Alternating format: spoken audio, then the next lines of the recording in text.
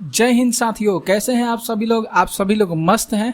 तो आज आप लोगों के लिए बिहार जो प्राइमरी टीचर का एग्जाम होने वाला है कुछ ही दिनों में, जिसको हम बीपीएससी 3 के नाम से जानते हैं, उनके लिए आज की क्लास में हम मोस्ट इम्पॉर्टेंट प्रश्न लेकर आए हैं जो एग्जाम के दृष्टिकोण से बहुत ज़्यादा इम्पॉर्टेंट है। इसके बाद हम लोग जो माध्यमिक टीचर वैकेंसी है, जो भी फॉर्म भरे हैं विद्यार्थी, उनके लिए भी हम प्रैक्टिस सेट लेकर आएंगे, इस चैनल पर कराएंगे। और जो उच्च माध्यमिक हो जाएगा, जो 9, 10, 11, 12 की होगा, उसका भी प्रैक्टिस सेट इस चैनल पर कराएंगे। तो आप लोग जो भी बिहार प्राइमरी टीचर के जो लोग विद्यार्थी भरे हैं इस बार फॉर्म, उनके लिए ये प्रैक्टिस सेट बहुत ज़्यादा इम्पोर्टेंट है। ठीक है, तो आइए स्टार्ट करते हैं। सामान्य विज्ञान के प्रश्न है, बहुत अच्छे तरीक़ा से समझाएंगे और जो जो इम्पोर्टेंट पॉइंट है उसको भी ध्यान में रखकर आप लोगों को समझा देंगे। तो आप लोग इस पूरा वीडियो को जरूर देखिएगा। यहाँ पे जो फर्स्ट प्रश्न करे कि विद्युत विभव को मापने के लिए किस उपकरण का प्रयोग किया जाता है। विद्युत विभव को मापने के लिए किस उपकरण का प्रयोग किया जाता है। तो यहाँ पे देखेंगे तो उपयुक्त में से एक से अधिक विकल्प सही हो रहा है। जो यहाँ पे पोटेशियोमीटर, गैल्वेनोमीटर और वोल्टमीटर, ये तीनों जो आप लोग को उपकरण दिखाई दे रहे हैं, ये विद्युत विभव को मापने के लिए किए जाते हैं। ओके, अब आप लोग के दिमाग में आ रहा होगा सर कि पोटेशियोमीटर क्या होता है, गैल्वेनोमीटर क्या होता है, वोल्टमीटर क्या होता है। तो आप लोगों को देखिए यहाँ पे बता देते हैं। वोल्टमीटर की बात करेंगे तो हैश ओस्टेड ने 1819 में वोल्टमीटर का आविष्कार किए थे। 1819 में वोल्टमीटर का आविष्कार ओस्टेड ने किए थे, इसे ध्यान में रखिएगा। अब यहाँ पे बात आता है कि इसका उपयोग हम लोग कहाँ करते हैं, वोल्टमीटर का उपयोग कहाँ पे करते हैं। तो वोल्टमीटर का उपयोग साथियों एक परिपथ के किन्हीं दो बिंदुओं के बीच विभवांतर को मापने के लिए किया जाता है। प्रश्न में जिक्र कर सकता है, पूछ सकता है कि किन्हीं दो बिंदुओं के बीच विभवांतर को मापने के लिए किस उपकरण का प्रयोग किया जाता है। तो आप लोगों को अगर याद रहेगा वोल्टमीटर, तो आप लोग उसको सही कर दीजिएगा। ठीक है, समझ में आ गया। अब आगे बढ़ेंगे गैल्वेनोमीटर पर। गैल्वेनोमीटर क्या होता है। तो गैल्वेनोमीटर साथियों यह अमीटर और वोल्टमीटर दोनों की तरह काम करता है। यह अमीटर और वोल्टमीटर दोनों की तरह काम करता है। ये भी दो बिंदुओं के बीच विभवांतर को मापने के लिए काम आता है। कौन सा? गैल्वेनोमीटर। ठीक है, तो ध्यान में रखना होगा, अमीटर और वोल्टमीटर दोनों की तरह काम करता है गैल्वेनोमीटर। इसका उपयोग देख लेते हैं। इसका उपयोग जो हो जाएगा एक परिपथ में विद्युत धारा की उपस्थिति का पता लगाने के लिए किया जाता है। एक परिपथ में, केवल एक परिपथ में विद्युत धारा की उपस्थिति का पता लगाने के लिए किया जाता है। अब पोटेशियोमीटर के बारे में जान लेते हैं। पोटेशियोमीटर बहुत ज़्यादा इंपॉर्टेंट है, एग्जाम में आएगा। ये विद्युत उपकरण है। इसका उपयोग एक परिपथ में दो बिंदुओं के बीच विभवांतर मापने के लिए किया जाता है। एक परिपथ में दो बिंदुओं के बीच विभवांतर मापने के लिए किया जाता है। तो आप लोग को समझ में आ गया तीनों पॉइंट को, पोटेशियोमीटर, वोल्टमीटर और गैल्वेनोमीटर, तीनों का एक ही समान की मतलब कार्य है। ओके, मापन की उत्पत्ति का वर्णन 1841 में जोहान क्रिश्चियन पोगेड्रॉप के द्वारा किया गया था। याद रखिएगा, मापन की जो सबसे पहले प्रणाली की वर्णन किए थे तो जोहान क्रिश्चियन पोगेड्रॉप ने किए थे। यह एक आदर्श वोल्टमीटर के रूप में कार्य करता है। एमीटर के बारे में कभी कभी पूछ देता है कि एमीटर क्या होता है। तो यह एक परिपथ की शाखा में प्रवाहित धारा को मापने के लिए उपकरण है। इसका उपयोग विद्युत धारा के मापने के लिए किया जाता है। इसे विद्युत धारा मीटर भी कहा जाता है, एमीटर का। तो इतना सारा चीज़ समझ में आ गया। कहीं से भी प्रश्न आएगा तो आप लोग इसमें घबराइएगा मत, फट से आप लोग इसका उत्तर दे दीजिएगा। यहाँ पे दूसरे प्रश्न देखिए। दूसरा जो प्रश्न है कि चुंबकीय क्षेत्र एक क्या है। मतलब यहाँ पे अगर विकल्प देखिएगा तो पता चल रहा है कि चुंबकीय क्षेत्र कौन सी राशि है, लेकिन चुंबकीय क्षेत्र कौन सी राशि है। तो चुंबकीय क्षेत्र सदिश राशि है। एक राशि दो प्रकार की होती है, एक सदिश राशि और एक अदिश राशि होती है। समझ में आ गया। आगे देखिए तीसरा प्रश्न है कि एक व्यक्ति पृथ्वी पर अधिक भार किसी स्थिति में ढकेल सकता है। अधिक भार वाली जो वस्तु है उसको किस स्थिति में ढकेल सकता है। बैठ की स्थिति में, बैठा हुआ रहेगा तब ढकेल सकता है, खड़ा होकर ढकेल सकता है कि या जमीन पर लेटा हुआ रहेगा तब उसको ढकेल सकता है। तो खड़ा होने की स्थिति में अगर हम लोग खड़े रहते हैं तो अधिक जो भार वाली वस्तु होती है, जैसे मान लेते हैं बहुत बड़ा पत्थर है या जो हम लोग उसको ढकेल सकते हैं। तो खड़े होकर या थोड़ा सा न कर हम उसको क्या कर सकते हैं, ढकेल सकते हैं। तो खड़े होने की स्थिति में, ये बिहार प्राइमरी टीचर के एग्जाम में आया हुआ प्रश्न करा रहे हैं।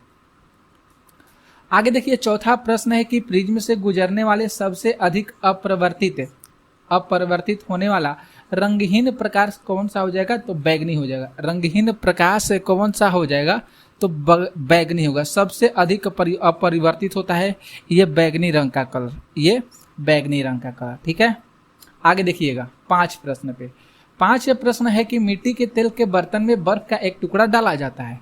मिट्टी के तेल में एक बर्फ का टुकड़ा डाला जाता है। बर्फ के पिघलने पर मिट्टी के तेल की सतह क्या होती है। बहुत इंपॉर्टेंट सा प्रश्न है और बहुत सुंदर सा प्रश्न है कि मिट्टी के तेल के बर्तन में, मिट्टी का तेल का एक बर्तन हो गया, ठीक है, इसमें हम बर्फ का टुकड़ा डाल देंगे। तो बर्फ का टुकड़ा डालेंगे तो बर्फ पिघलने पर मिट्टी के तेल की सतह मतलब क्या होगा, बढ़ेगा कि घटेगा कि सेम टू सेम ही रहेगा। तो यहाँ पे देखेंगे तो वह उठ जाएगा, ऊपर की ओर क्या होगा, वह उठ जाएगा, ठीक है। समझ में आ गया। 6 प्रश्न है। 6 प्रश्न है कि निम्नलिखित में से किसका पीएच जो है 7 से अधिक होता है। किसका पीएच जो है वह 7 से अधिक होता है। तो जो रक्त होता है, रक्त प्लाज्मा जिसको हम ब्लड के नाम से जानते हैं, इसकी जो पीएच है यह 7 से अधिक होता है। क्षारीय होता है, ये अम्लीय और क्षारीय 2 गो होता है। 7 से कम होगा तो अम्लीय होता है और 7 से अधिक होगा तो क्षारीय होता है। तो रक्त प्लाज्मा जो होता है उसका जो पीएच होता है क्षारीय होता है। पीएच का आविष्कार सोरेनसन के द्वारा किया गया था, देख लीजिए। पीएच का जो अर्थ होता है हाइड्रोजन की शक्ति होता है। यह किसी विलयन में हाइड्रोजन आयन की सांद्रता को मापकर एक संकेत के रूप में कार्य करता है। हाइड्रोजन आयन की सांद्रता को मापकर यह संकेत के रूप में प्रयोग करता है। आ सकता है प्रश्न, एक रसायन कितना क्षारीय है और कितना अम्लीय है, ठीक है। पीएच स्केल जो होता है 0 से लेकर 14 तक होता है। पीएच स्केल जो होता है 0 से 14 तक होता है। बीच में यहाँ पे 7 होता है जिसको उदासीन के नाम से जानते हैं। इधर होता है 6, इधर होता है 5, 4, 3, 2, 1 और 0 हो गया। इधर होता है 7 से लेकर 14 तक होता है, यहाँ पे 14 डालते हैं। इधर जो दोस्तों होता है, इधर क्षारीय होता है और इधर अम्लीय होता है। समझ गए। शुद्ध जल का पीएच मान 7 होता है जो उदासीन माना जाता है। शुद्ध जल का पीएच मान 7 होता है जिसे उदासीन माना जाता है। अम्लीय पदार्थ की बात करेंगे तो अम्लीय पदार्थ वे होते हैं जिसका पीएच मान कम होता है और क्षारीय या क्षारीय विशिष्ट पदार्थ वे होते हैं जिसका पीएच मान 7 से अधिक होता है। आप लोग को समझा दिए हैं। रक्त प्लाज्मा मानव का रक्त एक तत्व है जिसका पीएच मान क्षारीय और क्षारीय विशिष्ट होता है। यह आवश्यक प्रोटीन से भरपूर होता है। समझ में आ गया। बहुत इंपॉर्टेंट चीज समझा रहे हैं, यहाँ से प्रश्न आ सकते हैं। यहाँ पे जो 7 प्रश्न है कि एक सामान्य नेत्र लेंस की नाभिक दूरी होती है कितना, तो 2 सेंटीमीटर टिक कीजिएगा। एक सामान्य नेत्र लेंस की जो नाभिक दूरी होती है वह कितना होता है, 2 सेंटीमीटर होता है। मतलब 2 सेंटीमीटर तक जो सामान्य नेत्र की लेंस की नाभिक होती है 2 सेंटीमीटर तो हो सकता है। 25 सेंटीमीटर तो हम लोग सामान्य व्यक्ति अपनी दर्शन दूरी जो होता है सामान्य व्यक्ति का वह दर्शन दूरी वह 25 सेंटीमीटर होता है। इसे भी ध्यान में रखिएगा। आगे देखिए प्रश्न अच्छा सा आ गया कि 8 प्रश्न है कि शुष्क बुझे हुए चूने पर क्लोरीन गैस की क्रिया से कौन सा पदार्थ बनता है। क्लोरीन गैस की क्रिया से विरंजक चूर्ण बनता है। क्लोरीन गैस की क्रिया से कौन सा पदार्थ बनता है दोस्तों, तो विरंजक चूर्ण बनता है। विरंजक चूर्ण के बारे में थोड़ा आप लोग को समझा देते हैं। जिसको शुष्क बुझा हुआ चूना जिसे CaOH का होल्टवाइस, CaOH का होल्टवाइस इसका रासायनिक सूत्र होता है। जिसको बुझे हुए चूना, जिसको हम कैल्शियम ऑक्साइड को जल या बुझे हुए चूने के साथ मिलाया जाता है, एक सफेद चूर्ण बनता है जिसे कैल्शियम हाइड्रोक्साइड कहा जाता है। इसका बहुत प्रकार का अनुप्रयोग है। इसमें खाद्य उद्योग में यह शामिल होता है। इसका उपयोग गन्ने के रस को स्पष्ट करने के लिए किया जाता है। यह जो कच्ची अवस्था में होता है, यह मादक पेय पदार्थों के लिए जल का उपचार करने के लिए किया जाता है। तो इसे भी ध्यान में रखिएगा, कहीं से भी प्रश्न हमारे एग्जाम में आ सकता है। तो ध्यान रखना होगा छोटी छोटी पॉइंटों को। क्लोरीन गैस की बात करेंगे तो क्लोरीन एक रासायनिक तत्व होता है जिसका परमाणु क्रमांक 17 होता है, प्रतीक जो होता है Cl होता है, क्लोरीन कहते हैं।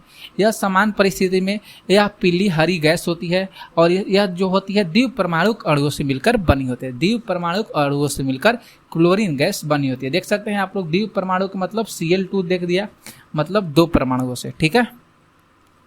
विरंजक चूर्ण की बात करेंगे तो कैल्शियम हाइपोक्लोराइट होता है, तब बनता है जब शुष्क बुझा हुआ चूना क्लोरीन गैस के साथ परस्पर अभिक्रिया करता है, तब जाकर विरंजक चूर्ण बनता है। क्लोरीन गैस जो होती है अत्यधिक अभिक्रियाशील होती है। बुझे हुए चूने जैसे अन्य पदार्थों को आसानी से यह क्या करती है, क्लोरीन गैस अवशोषित कर लेती है। समझ में आ गया इतना? आगे देखिए प्रश्न है 9 प्रश्न है कि माता पिता से संतानों में लक्षणों को पहुंचाने की प्रक्रिया को क्या कहते हैं? तो आनुवांशिकता कहा जाता है। क्या कहा जाता है उसको? आनुवांशिकता कहा जाता है। ओके, तो ये इंपॉर्टेंट प्रश्न था, देख सकते हैं। मेंडल के ये आनुवांशिकता के नियम का प्रतिपादक मेंडल के द्वारा किया गया था। आनुवांशिकता जैविक अवधारणाओं को संदर्भित करता है। पहली बार इसको यह 1800 दशक में ऑस्ट्रेलियाई बिच्छू ग्रेगर मेंडल ने इसको उजागर किया था। मेंडल क्या किए थे? सबसे पहले मटर के पौधे पर खोज किए थे, इसके बारे में पता लगाए थे कैसे कैसे ये सारी प्रक्रिया होती है, और इन्होंने मेंडलियन वंशाक्रम के सिद्धांतों का निर्माण किए थे। कौन? मेंडल ने किए थे। तो मेंडल का प्रथम नियम, द्वितीय नियम और तृतीय नियम यह हमेशा एग्जाम में आता है। मेंडल के प्रथम नियम को पृथक्करण का नियम कहते हैं, द्वितीय नियम को अपव्यूहन का नियम कहते हैं, ये बहुत बार एग्जाम में आया है, और तृतीय नियम को प्रभाविता का नियम कहते हैं। तो ज़्यादा इंपॉर्टेंट है, ध्यान में रखिएगा। यहाँ पे 10 प्रश्न है कि ओम के नियम के लिए सत्यापन के लिए ध्यान में रखने वाली बात कौन सी है? तो ध्यान में रखने वाली बात जो है ओम के नियम से, वो एमीटर को श्रेणी क्रम में और वोल्ट मीटर को समानांतर क्रम में जोड़ा जाता है। ये ऑप्शन सही हो रहा है, बिल्कुल सही बात है। एमीटर को श्रेणी क्रम में और वोल्ट मीटर को समानांतर क्रम में जोड़ा जाता है, तो यह ओम के नियम को सत्यापन करता है। 11 प्रश्न है कि लोहे के बुरादे में तनु हाइड्रोक्लोरिक अम्ल डालने से क्या होता है? तो लोहे के बुरादे में जब हम तनु हाइड्रोक्लोरिक अम्ल को डालते हैं तो वहाँ पे हाइड्रोजन गैस और आयरन क्लोराइड का उत्पादन होता है। ये ऑप्शन यहाँ पे सही हो रहा है।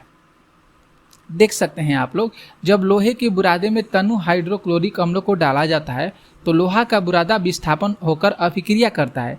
ऐसा इसलिए होता है क्योंकि हाइड्रोजन जो है लोहे की तुलना में कम अभिक्रियाशील होता है, लोहे की तुलना में कम अभिक्रियाशील होता है, परंतु लोहा जो होता है यह अम्ल के हाइड्रोजन को विस्थापित कर देता है। इस विस्थापन अभिक्रिया में आयरन क्लोराइड और हाइड्रोजन गैस का उत्पादन होता है, तो इसे भी ध्यान में रखिएगा। 12 प्रश्न है कि बाढ़ को रोकने के लिए सबसे उत्तम विधि कौन सी है?